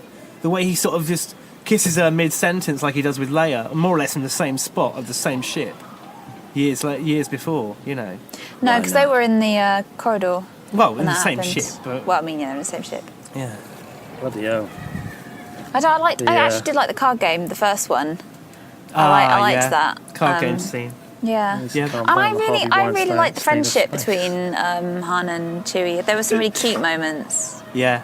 A little bit of bromance, as they call it. I hate that kinda phrase, sweet. but bromance. It is... Oh, there was this one part where they were pushing the like a trolley full of nuclear whatever, and hyperfuel. and he's basically introducing him to his Wookiee friend, and he ruffles his hair. And I just thought that was kind of sweet. There was His something Wookiee about mate that. looked weird. So I think Looks that was like something out of if I Planet of the heard Apes. correctly. You look like Michael J. Fox in Teen Wolf to me. Yeah. If I heard correctly, someone shouted Marla at that Wookiee, which I think you're right. would suggest it's Chewbacca's future wife. Right, well, I'll tell you what, she's punching well above her weight. I think I've thought about it again. My favourite sequence was and Chewie. You'd go with Chewie every time. I mean, just the hair alone.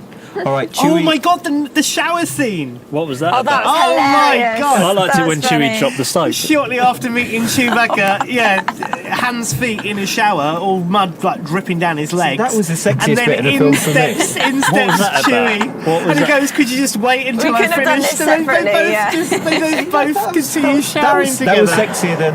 That was adorable. And the music over the top. Now the score. My favourite scene, by the way, I've thought about it. The train heist, without a doubt. Just running around on the train, shooting each other was great fun. I really pretty enjoyed good, that. I saw all that in the trailer. Okay. Yeah, true. There's nothing. Favourite, I think, spine-tingling moment, music. Yeah, the It score was- there is was- fucking great. Well, it's because and it's it isn't all OT. It's original like trilogy. Tron shit. It's original actually trilogy John Williams music. Throughout. It's a classical score, fully. The asteroid song, yeah. And you've got like the cues from A New Hope where it goes da da da da da when the Star Destroyer arrives. You've got the Imperial March stuck in there. You've got I don't know. There was some prequel. There was actually a bit of prequel score where with we're Darth Maul. over Darth Maul's. Yeah, that's it. Yeah. Do you know what the Start nice doing things that I'm really glad. The music is brilliant. And It's true. no mention of the Force. Great. This is I want to see more of that. Well, you saw it with I feel Darth like Maul. you said that. Yeah, you did Well, say no, like you no saw force. Darth Maul. You didn't Someone see did. anyone using the Force or. Yeah, he did. He used the Force to grab his Yeah, lightsaber. he did. He went. Okay, but like fine. one. His double-ended lightsaber. Which you didn't need to touch during that transmission. All right. Okay. Yeah. But I think all right, that was yeah. I was thinking about that, and I think that was a deliberate attempt to say this is definitely Darth Maul. This is definitely Maul. It's Yeah. not his mate, a clone. I guess also for kids who might be watching this for the first time, and haven't seen it, then They'd actually, know who he was. but I mean teasing at the Force. If this was the first, Yeah. if this was the first of any Star Wars film you've ever seen, teasing the Force in there somewhere, Yeah. I think is. Well, at least for me, it was a tease. It wasn't more than a tease. No. It wasn't sort of like there was a peripheral character or scenes. It was just that one little bit. Before we rate it, then, with that whole Darth Maul thing, where are they going to take that? What are they going to do with that? Imagine if it had been Jar Jar. Oh God! Then I'd be out. I'd be like, right, I've had enough. want you to get me some money. What would you like to see? That's just my neighbour, by the way. So I might say hello. So. A bit weird. Hiya. We're just recording something. How are you? Yeah. Well, good. Thanks. Moving on. Well- Rating, right? 5 out of 10. Out of 10. 5 out of 10 5 for out of 10. Jude. I'm gonna give it a. Oh God! I'm gonna say 7. We'll be generous and give it a 7. Okay. Raj? I'm going to say 6. Okay. Bloody hell. I think I'm going to go with Jude on this one and say 5. Yeah.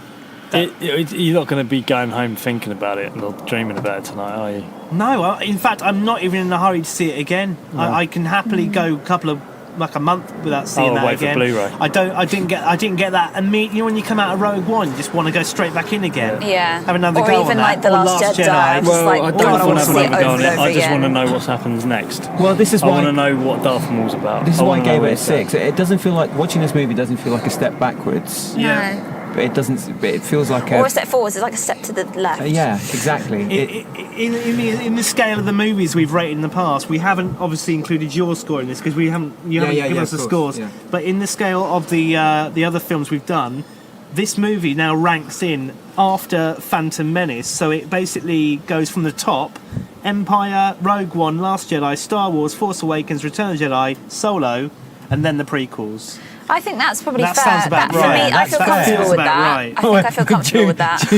The prequelist that he is. Are you okay with that? Are you going to I have think to it's be? better than any of the prequels. This movie. I mean, that's why. Yeah, that's why I would. In fact, I think I gave it the movie same wouldn't- score as movie Phantom Menace 5. The But I problem is think- this movie wouldn't exist without the prequels. Because Why? Because a What, lot because of the one Darth Maul scene, which you could have cut? no, because of I think other things like the underworld stuff that's in a lot of You know Clone what? Wars. I and a reckon load that of Darth Rebels. Yeah, Maul but if scene we're going wasn't to use even that in the movie rationale, we'd until... put 1, 2, and 3 right at the very top because none of the other movies would have happened without 1, 2, and 3. If we're going to use that rationale, Yeah, true. because they're the first I'm not of the saying whole but it's a story. taste thing. It doesn't mean that it's wrong. But I don't have a problem with the prequel stories, as we said, from a story point of view. It's the fact that they were poorly acted, and the way they were shot wasn't great. There was way too much use of CGI. It was more the stylistic choices. The script I was don't regurgitated from the other Yeah, I movies. just feel like, I agree with you. I mean, It's not from a acting Star Wars crap, storytelling point of view. It's from the script's execution. crap, execution. Those crap. fucking battle But droids. you cannot. Yeah, but fact is they're canon. Yeah. And fact is, if I had to go back in time and rewrite my childhood love affair with that, I wouldn't, because Hang on a minute, that's what we're going to do, isn't it? We've already said we're gonna going to do that. from. No, this is the whole point. We can do it from an adult perspective. Yeah. Right? Yeah. They were just serving me stuff as a 14-year-old, and I was going, yeah, I'll have that. I didn't care. I wasn't sophisticated enough to understand it was crap. Unlike True. you, bunch of. I don't know. I don't think it was anything to do with snobby sophistication. I just It's didn't not like about it at the sophistication. time. I couldn't emotionally connect with the characters because the acting was crap, and characters like Jar Jar Binks and the way certain things were shot. I just tell you didn't what, resonate actually, with me. this feeling and now I have about Solo, it feels a bit like when I came back from the cinema after seeing Phantom Menace. Just it wasn't. I wasn't overwhelmed by it. I felt But like. John, you're going to get But I that. You're going to enjoyed get at it. least the I next enjoyed 5 films Phantom Menace like that. then, Yeah, when I I know. first saw it. But we know there was nothing. We go in there with nothing to lose on this film. We all said it's a spin-off film. It's not. It's just you can take it or leave it. The cinema was half empty, which is so unusual for an opening day at the IMAX. Like fucking strange. It's a Star It's a Wars film Thursday as as well. But it's Huh? a Star Wars film. I know it's a you know? Thursday, but that we went to see. I'm worried. We that saw Last Jedi on a Thursday, same time, same cinema, and it was fucking packed. That was Christmas time, right? Yeah, true. I don't know if I don't know if the time of year makes any difference. I think the fact that there's not a film coming out for another couple of years is a good thing. I think it's healthy. Yeah. I think it's way too much of a good thing. And You were we've saying just- about oversaturation. We've all been saying this. I be honest, I'm bored of talking about it. I am. What, Solo? No, just Star Wars in Wars in general. I'll be honest. Too bad for you, man. I know I've got to do a podcast, but I'm honest as well. And there is, Yeah. I think there's so much speculation and so much. We can go over it and over and over. Maybe it. we should do it monthly instead of weekly. No, We I could think, reduce it. I think we talk about interesting aspects, right? Yeah. But in terms of what's coming, and I don't know how many times we've talked about The Last Jedi. This is where rewriting the prequels is a good thing, because we can be creative with it and we can put our own thing into it. But man, We've there's also a got period. the Ewok films. Mate, wait till Christmas. But there's a bit, and I think it's healthy, because if you were obsessed, like, I mean, I'm a fan, but flipping out, my socks have always got Star Wars stuff on it, but I'm not going to sit there. This isn't like Marvel when you get one coming out every 3 months or something. That's just too much. This has gone down a different path to what I was expecting. Is this like the end then? Are we like? No, It's just no. it's just the way Jude is like.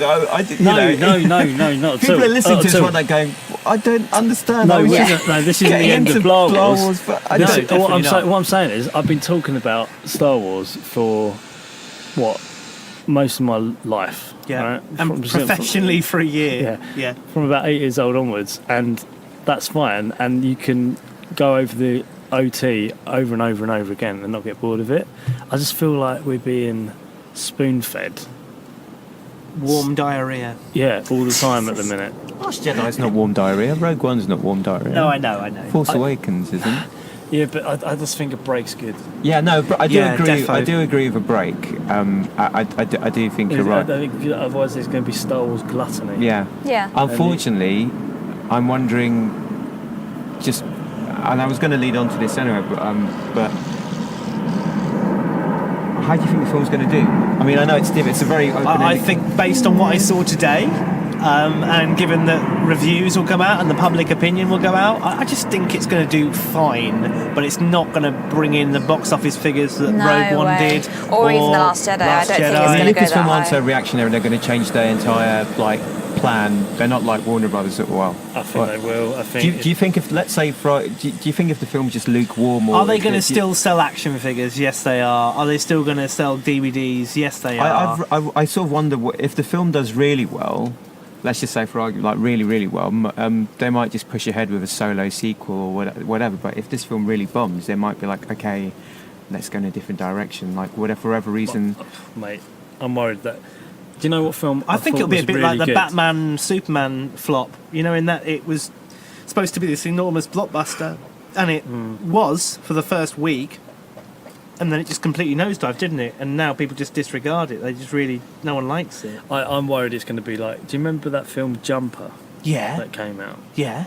They put it down to the fact that we call cardigans jumpers or sweaters jumpers in England, Yeah. and people didn't know what the hell it was about. As a film, that was a really good. Yeah, that's what they were saying. Yeah. As a film, it was a really good film, and it was Yeah. teed up for a trilogy. Okay, granted, it had Hayden Christensen in. Yes. I was thinking, Right. I haven't watched this. Why But- haven't I watched it? And then I heard that, I'll and be I was like, honest, that's why I haven't he can watched act it. in that film because he's not being directed by Yeah, George Lucas. is the. Yeah. Oh, what do you think? What scene do you think George Lucas directed in this film? Apparently, he directed scenes in the movie. Probably the Darth Maul bit. Good one. Maybe We're you did. Maybe you did. We're gonna do a big reveal. It's gonna be Jabba the Just Hutt. try and make him look really evil. Take Jabba the Hutt out, and we're going to put Darth Maul in there. I reckon that was never in the original script. I reckon someone right at the end said, "Oh, let's do an extra scene where You know where, how good where, Vader was at the end of Rogue One? Yeah, let's do that. but Let's stick him shove in a hologram. Red Face Man in there. Going back to your thing about too much of a good thing, what I would like to see now She's like, "Go on, Solo, get in the lift. I've just got to do a phone call with Darth Maul." is I really would love to see it on whatever format, Netflix or whatever, like a TV series, a live action show that just covers a more intimate side of the Star Wars universe. So like maybe Come on, like- Netflix. yeah, like I think I want Need that. That. I think that's where I think TV should be the direction that you're going in. I mean, I know Yeah, I agree. They are going in it. I mean, if Netflix can, I mean, if, Do you know what, mate? What? Ray Park is not that much of a big actor. They can afford to pay Ray Park a whole 12-episode show That's true. on Darth That's Maul. a good point, mate. and get Sam Witwer to voice that. Who is Sam Witwer? Is he a well-known voice He's the voice. artist? He's the voice of Darth Maul. He's also the voice of Starkiller from the. In the games, The TV games, show yeah. and stuff? Right, got you. He's a big deal, man. He's a big like, deal. He's at that would be Comic-Cons great. and Yeah, I stuff. mean, if you could cover like how he got from being hacked in half to how he ends up, in charge of Crimson You Dawn. get that with Clone Wars Opening TV shot series. is just this floor, and then he goes, ugh, and just falls down on it in 2 bits. Well, No, that'd fucking be hell. good to see that actually. Well, what would have been, what I would like to see is have it set on maybe one planet. I know it sounds crazy, but like let's say what I'd like to know. Han talked about his dad. How do you go from his dad building ships to him being an That was an interesting and little. I would like to see if you did a show like that that it just covered a very intimate thing. It doesn't have to spread across the star system. It's just a very small story that's part of a bigger story. I feel that was a nice touch. I think that's what Star Wars can do.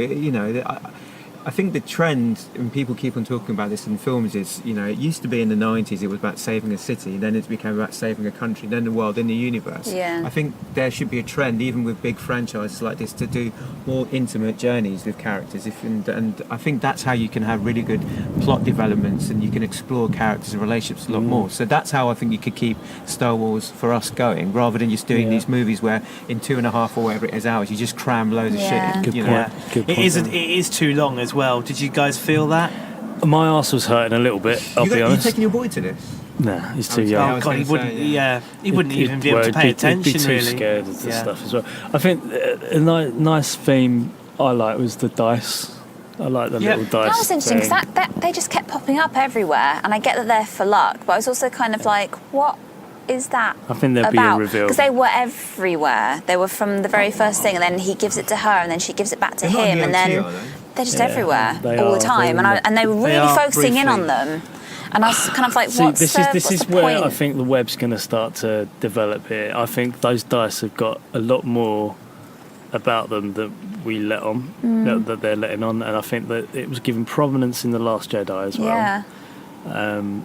I was like, are they just really hammering home this idea of luck? Is It's that what they're identity. doing, I or think is it it's just- something else? I think It's there's just probably Han's something. identity, isn't it? It's just one of his little things. They are in the Falcon in the original film. But we literally saw them about 6 times. They literally they Yeah. they blurred out everything else and really focused in on that Do you that think one it's- thing do you like think 6 this is- times. That's part of the cut and paste, like, you know, first example, like with Suicide Squad, because of all the re-editing and stuff. They in some cases they introduced the same character twice. Do you think of all the sort of script changes and changes of directors, someone's gone, fuck yeah, we've probably over-egged this bit, you know, because so many people have got in. You know? Do you know I what? don't know, Do you know maybe. what? I'm I just think- speculating. Maybe. I think what they're gonna do is young Solo will pop up again. He'll do something that will have a consequence in 9 or something, where they're trapped and he's done something in the Falcon, or he's hidden something in the Falcon that they discover that Solo's done years back that you've seen, that gets them out of a sticky situation. And it's those sort of triangles, storytelling triangles, that they'll start to layer up, like they Right. do in Marvel. Which will actually in a way be nice, because then every single time you watch other films, you might actually end up seeing stuff in there that you didn't think was relevant at all when the first time you saw it, even 30 years ago, and then actually the new films give it a new meaning. So when you go back and watch it, you're like, oh my god, that's that thing that from I mean, I could make too one much up of now. that's going to be awful, course. but a bit of that would kind of even freshen Well, up. I can make the one up now. The originals. dice, he gets some of that hyper fuel, injects it in the middle of those dice. There's a little canister in there. They get stuck in the middle of nowhere. There's no fuel left. They drop the dice. You see the fuel. They pop it. It's that sort of crap. Right. That's the sort of crap they do in Marvel, and they'll do it I with this. really hope they don't do that with Star Wars. I do too. Maybe the dice are made from it was forged in a dying star or something like that. And it's like some sort of super dense metal that. Yeah. I don't know. Yeah, I don't know. There's something interesting about it. I'm not sure what it is. Well, But yeah. cheers for voting it. Well, that's about it for this show, I think. I feel like we do have to end by saying, like, this isn't a bad film, guys. Like, still go and see the Solo film. Yeah. It is something to still is It's- worth going to watch. I think it's fine. Yeah. It's fine. That's it, though. It's fine, just, though, it's isn't it? not. It's What is fine. the next film But it's coming something out? isn't something Nine. I'd say don't Yeah. bother going to see it. Like I wouldn't say that. I'd say yeah, go get some popcorn, have I think this a film- ride. You know. It's a Star Wars film. It's at the cinema. If you're listening to this show, you're probably going to go and see Yeah. the film Yeah, if you haven't exactly. done so already. And I It's don't just- think Alden not that he listens to this podcast, but I was convinced he was going to be shite, but because Yeah. I was obsessed with this whole Harrison Ford, Yeah. like he can't. He was brilliant. It was he's great. brilliant, Yeah. yeah. Fair Get him- play to I the hope boy. he gets to play Indiana Jones when they do that movie. So On Saturday, Bradie and myself are going to be at Comic Con. You were supposed to be coming too, but your House is falling your down. house is falling down. Jude's houses, yeah. So Raj is going to step in and take his pass. Yay. Join us on Saturday at MCM Comic Con. Oh, email, forward you the email. Yeah, exactly. I'm going to be Jude on Saturday. That's You what are. I'm dressing up as. It's going to be good. So if you're coming to MCM Comic Con at the Excel Centre in London, say hello to us. We'll have the Blowers shirts on. Yeah. You will. Yeah. Gonna kit you out with one, mate, and we'll be recording the show on the fly, talking to some guests, including that bloke from Terminator, Reese Oh, from is it Terminator. Michael Bine. Michael Bine? Michael Oh my Bine, yeah. god! And I'm Your really childhood excited crush. about Letitia Wright from Yeah. Black Panther. Black She, Panther. yeah. I think we'll talk to some non-Star so Wars guests as well because they're there, Of so it'd be course, great yeah. to get them on the show anyway. All right, cool. So until next time, I've been John Galantini. I'm ready to Fitz. Duke. I've been Rajendran. And may There's the no force enthusiasm in that. be with you. Bye.